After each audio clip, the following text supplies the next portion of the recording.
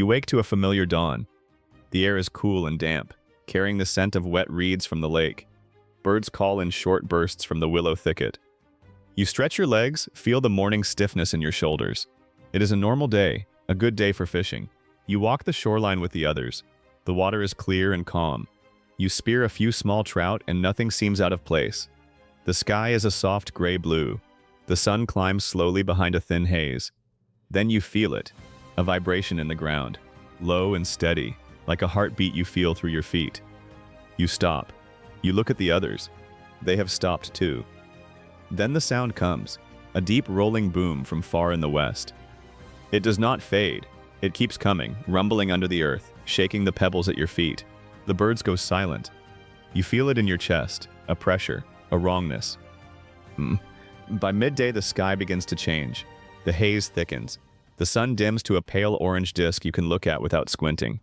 Ash begins to fall.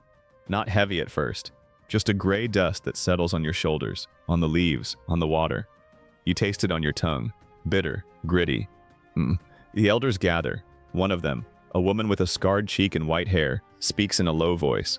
She tells of an old story, a story of the Great Burning, a time when the sun vanished for moons, a time when the rivers turned to poison and the animals died where they stood. She says the air itself became sick. She says her grandmother's grandmother lived through it. Only a handful survived. You look at the sky. It is darker now.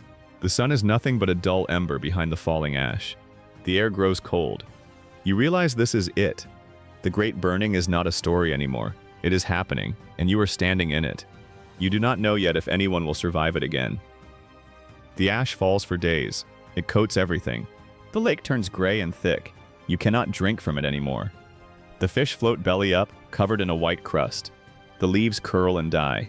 The small game you relied on disappears. You find a rabbit, but it is still and cold, its eyes milky. You do not eat it. Your band begins to fracture. Some argue for staying. They want to hoard what little food is left, hide in the rock shelter, wait for the sky to clear. Others say there is nothing to wait for. The ash will keep falling. The cold will deepen. The water will stay foul. You have to move. A violent debate erupts. Voices rise. Someone throws a stone. An elder steps between them, but she is coughing, her lungs clogged with dust. You see the fear in her eyes. She does not know which choice is right. No one does. You make your choice. You will go south, toward the distant sea. The sea means fish. The sea means salt. The sea means a different kind of life. You do not know if it is better, but staying here is death. 6 others join you. 3 men, 2 women, 1 child. You gather what you can carry. A hand axe with a worn stone head, lashed to a wooden handle. 2 fire starters, chunks of iron pyrite and flint wrapped in a scrap of hide. A few damaged hides, some with holes that you will have to patch. A pouch of dried meat, enough for maybe 5 days. You leave the rest behind. You leave the rock shelter. You leave the lake. You leave the dead. You walk south. The ash crunches under your feet. The sun is a faint red coin. You do not look back. You walk for weeks. The sun never fully returns. It stays a dim ember, hidden behind a permanent lid of gray ash. You live in perpetual twilight. You cannot tell morning from evening. Time becomes a blur of walking and shivering and searching. Food is almost gone. You strip bark from pine trees and scrape the soft inner layer. It tastes like wood, like dust, but it keeps you alive. You find a frozen carcass half buried in a drift of ash. A mammoth. It must have died early in the eruption, suffocated by the poison air. The flesh is cold and stiff. You cut through the hide with your hand axe. The meat is dark and smells strange, but you eat it anyway. You cut what you can carry and leave the rest. The cold deepens. You build a windbreak from the mammoth's ribs. You lash them together with sinew, then drape the torn hides over the frame. It is small. You have to crawl inside, but it holds the wind. It holds some of the cold out. You need fire. Without it, you will die of hypothermia. The air is damp. The wood you find is rotten and wet. You find a dead pine branch, half charred by lightning strike long ago. It is dry at the core. You strike your fire starters. Sparks fly.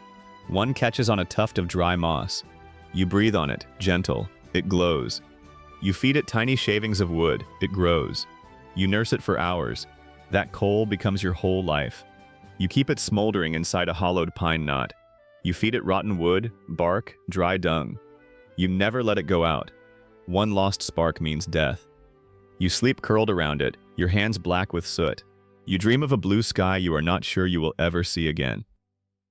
You wake with your hand on the coal. It is still warm. The wind howls outside the rib shelter. You crawl out into a world of gray.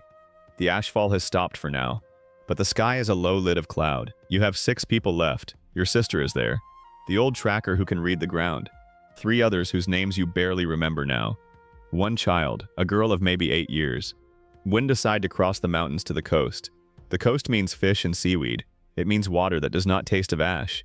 But first you reach a river fed by melting ice. It is wide and fast, and the water is a milky gray with silt. You cannot go around. You must cross. Wind a fallen tree upstream and drag it to the bank. You take sinew ropes you have braided from all the tendons you saved. You tie one end to a boulder and tie the other to the strongest among you. He wades in. The current hits his knees, then his chest. He leans into it, planting his staff. One by one you follow, gripping the rope. The water is so cold it steals your breath. The girl is tied to your waist. Halfway across, the rope snaps. The man behind you is gone. You turn and see his head bob once above the gray water, then nothing. He does not call out, he is simply taken. You reach the far bank shaking, your hands raw. You do not stop, you cannot. You climb a ridge 2 days later. The tracker says the pass is just beyond the next tree line. You push through dead brush and find it. A wall of rock and mud has slid down the mountain. The pass is gone. You stare for a long time. Then you turn and walk back. 3 days, lost. 3 days of food you do not have.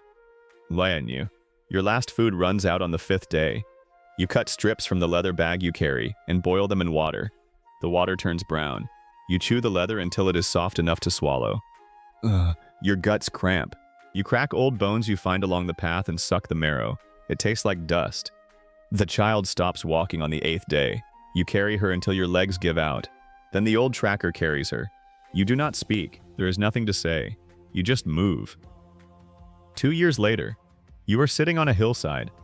The sun is warm on your face. It is the first clear dawn you have seen in that time. The sky is a blue you had forgotten existed. It hurts to look at. You do not look away. Below you, the slope is covered in a thin green fuzz. New shoots push through the layer of gray ash.